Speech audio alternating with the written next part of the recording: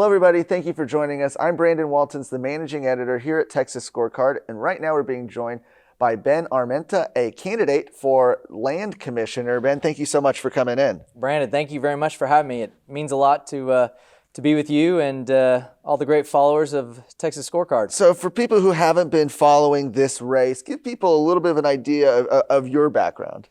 So I'm a businessman. I'm not a politician. I grew up in the Round Rock area, just north of Austin. Went to school at A&M, met my wife there, and have lived in the greater Houston area. And I now live in Katy and been there for a long time. I've ran a bunch of different companies, a lot of oil and gas companies. I started a couple and sold them of my own. And really over the last handful of years, the mandates and lockdowns were taking a toll on many of my customers and my companies as well. And I really just reached this point where it was time to get off the sideline and do something about it. So I'm excited about this race because this is an agency that matters deeply to all Texans, and they might not even know a lot about it. And it's an agency that absolutely has to be run way more like a business than a government entity. So I'm excited to be in the race and to share more about my background and experience and my plans with you. So obviously you decided to get into this race for land commissioner.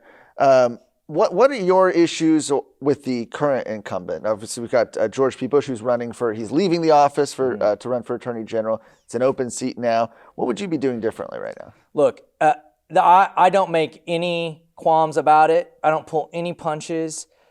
No doubt in my mind, the current commissioner has broken this agency. This agency is super important to Texans. It takes care of all of our most treasured assets, everything from 13 million acres of state lands, provides services to veterans, including long-term nursing care facilities. It is the chief administrator of disaster recovery and resiliency for hurricanes, floods, wildfires. It also oversees the Alamo. There isn't a single part of this agency that the commissioner hasn't broken. It is ineffective, inefficient, old technology, lack of leadership and accountability, and frankly, it's as if he doesn't even care about this agency. The death rate in the nursing homes for our Texas veterans was twice the average during the height of COVID of nursing homes across the state. And yet he didn't do anything about it.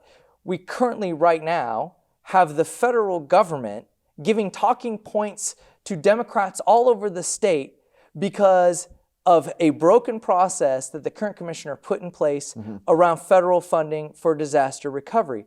There is so much to be done, and it starts with caring.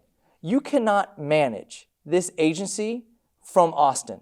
This is an agency that has to be run along the Gulf Coast, along the Rio Grande Valley, has to be run and managed along the Red River. There is so much to be done, and it cannot be done by a career politician who's focused on a stepping stone. It has to be done by somebody who's going to take action. Let's drill down into a few of those topics you mentioned. We'll start with disasters. Obviously, the Land Commission is an office that people see a lot when there's a hurricane, like Hurricane Harvey a few years ago, or other natural disasters.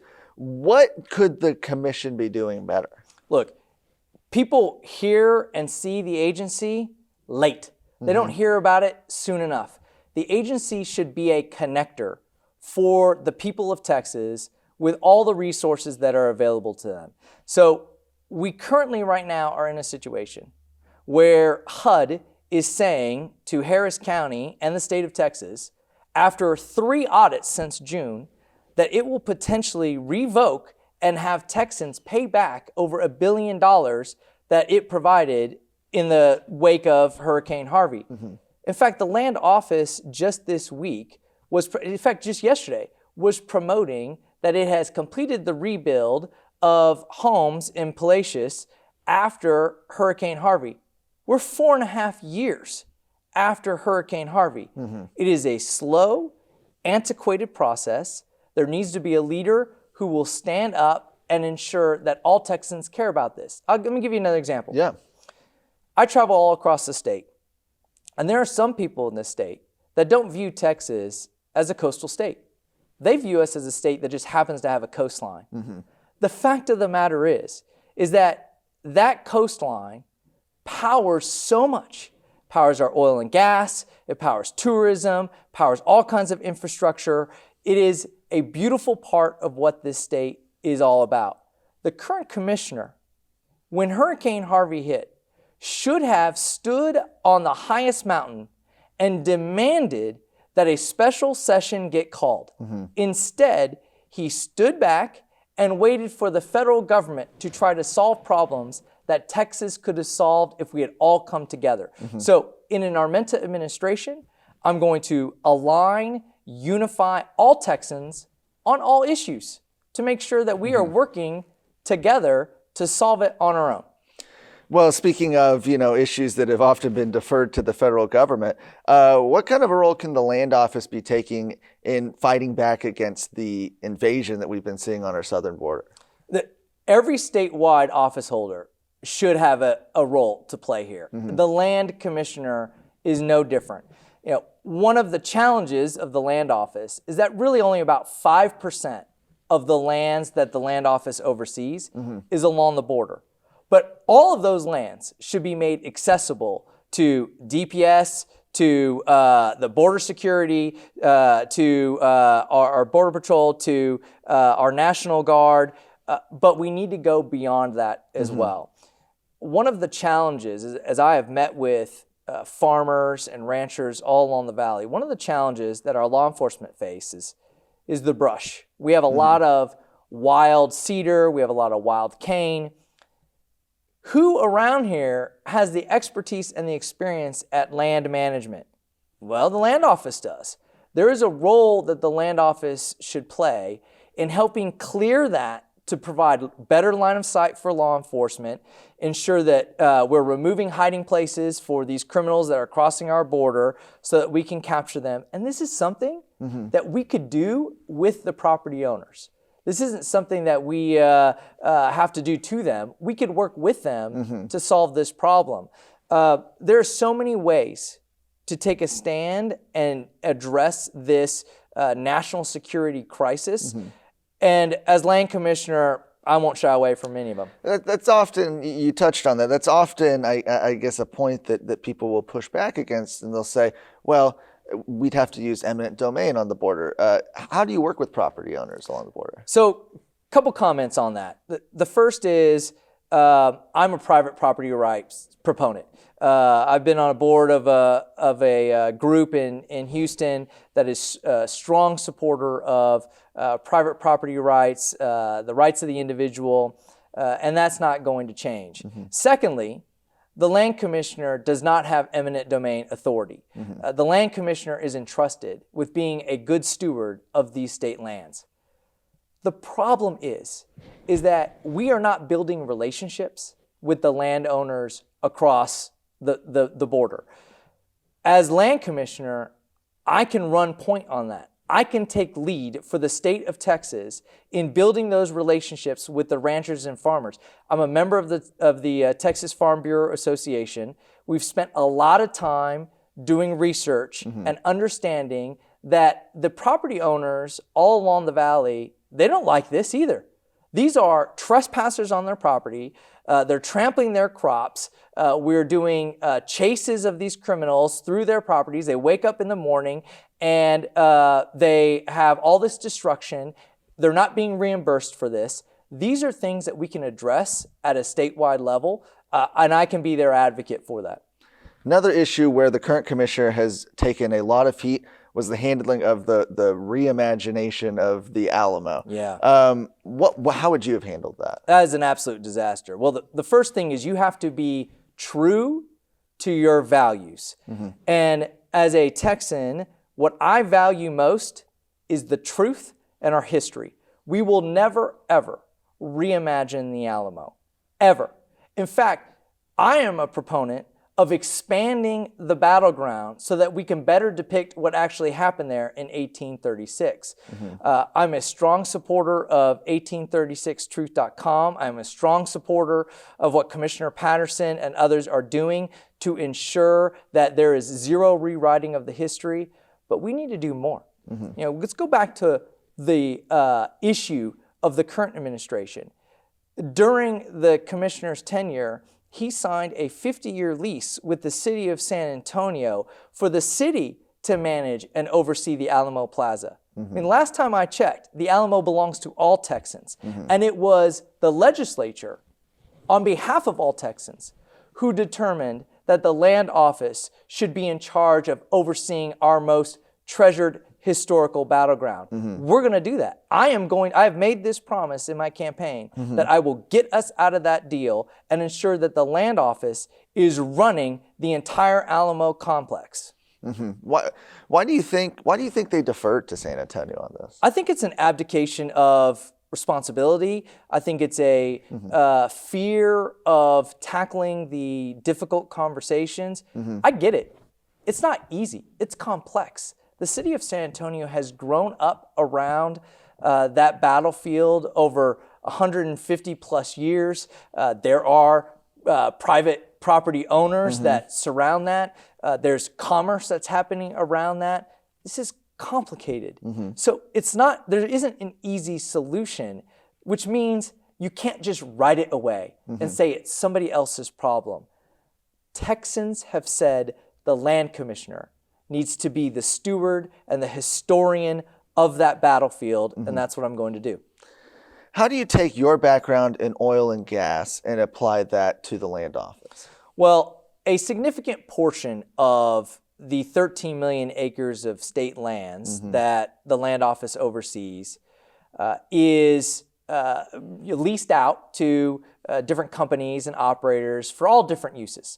This includes piers on waterways. It includes surface mining, but also oil and gas operations and extraction on those lands.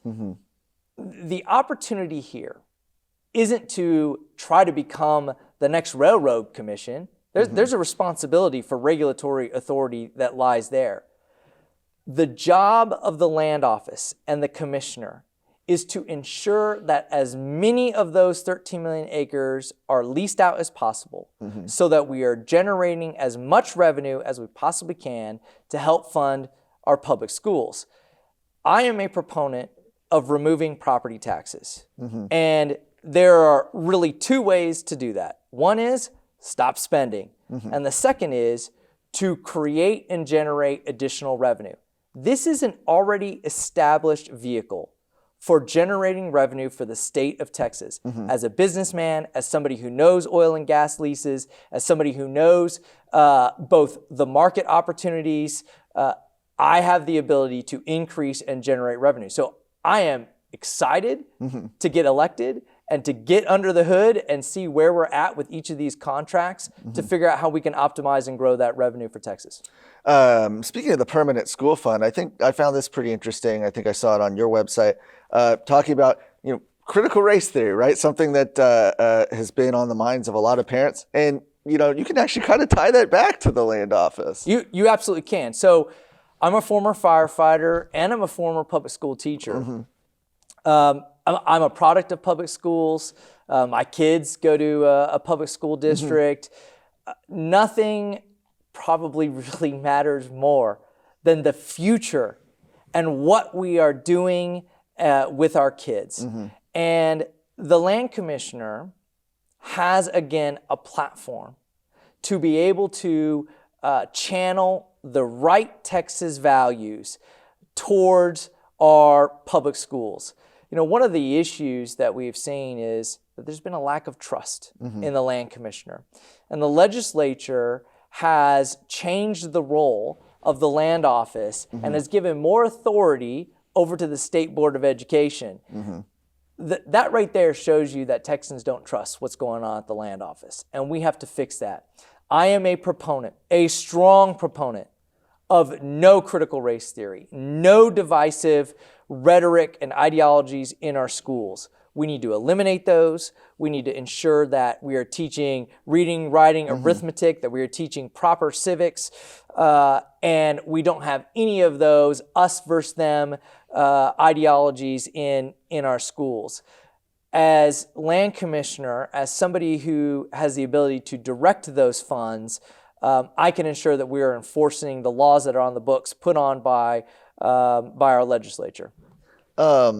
Speaking in a broad sense, one of the questions we get a lot from people is, why is it that so many politicians run on one platform, get into office, and then don't do what they say they were going to do? Why do you think that is, and why can people trust that you won't do that? I think they do that because they get sucked into this vortex of politicians looking after politicians. This good old boy club of elected officials looking after their own and moving people into the next positions. And I think, frankly, one of my opponents in this race has been viewed as an opportunity to move her out of the Senate and into a position and eventually use it as a stepping stone onto something else. I don't need this job. I've got other things I can do, but I care deeply about Texas. I care about what we are teaching our kids. I care about the fact that there are veterans in the state of Texas who have to be buried 500 miles away from their loved ones in order to be buried in a state cemetery. That is unacceptable. There has to be somebody in this office who cares about those issues. I care about the fact that there are counties who are often the first hit when a hurricane comes, and they are the first forgotten because they're rural, because they don't have a high tax base, and because it's just easier to give dollars to counties that are least likely to flood again. So I am passionate about these issues. I care. My job is not to manage out of Austin. My job is to be out and about and be transparent and to be held accountable. One of the reasons why I was excited to do this interview with you today and with the Texas Scorecard is because that is what you guys do. You hold the politicians, the institutions accountable on behalf of the people of Texas. I welcome that. Let's do it. Let's have an honest conversation. Hold me accountable, hold my organization and teams accountable, and let's do amazing things for Texans. That's my pledge, and that's what I'm going to do. Let's talk about the campaign for a little bit. Sure. It's an open seat, so you've got, I think, like 8 some odd candidates in this race. Yeah, you might be the only person not running in this race. Yeah. One of them is endorsed by former President Trump.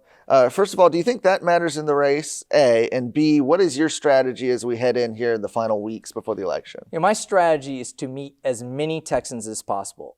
I announced in September, I've been to over 120 counties already. I got my 4th oil change in my Jeep this past weekend since September. My strategy is to understand Texans.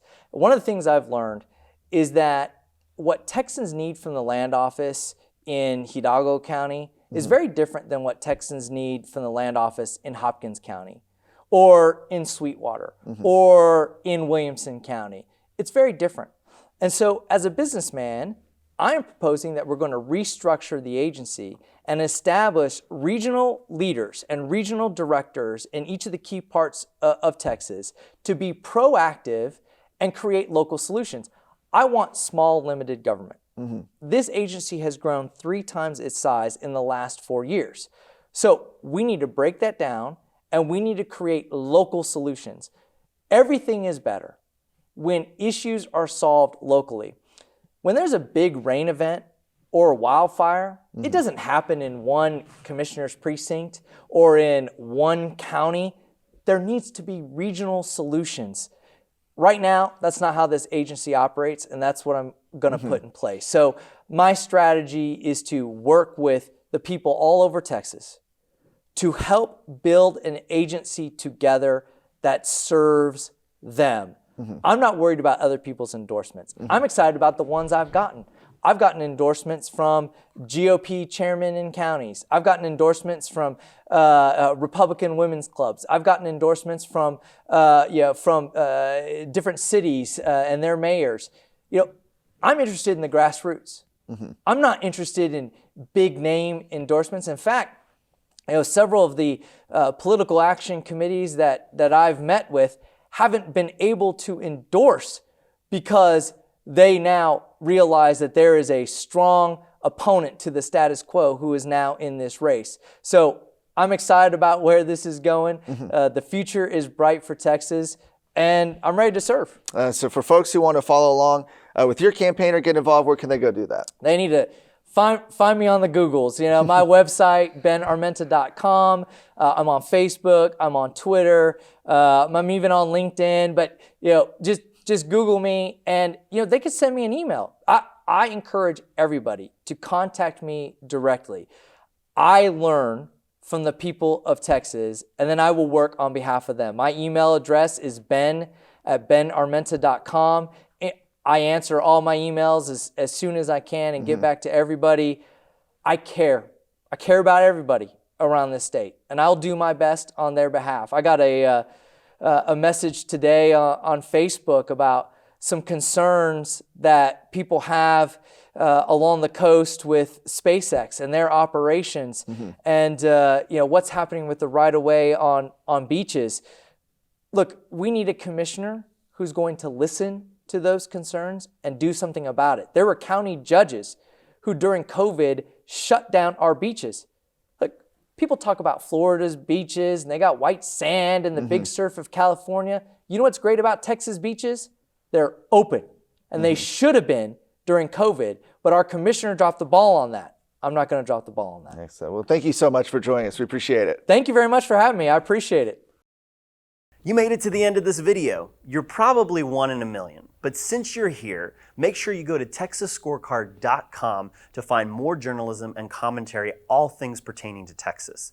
Make sure you also like this video, subscribe to our YouTube channel, and hit the bell. That way you can be notified when new videos come out. Thanks.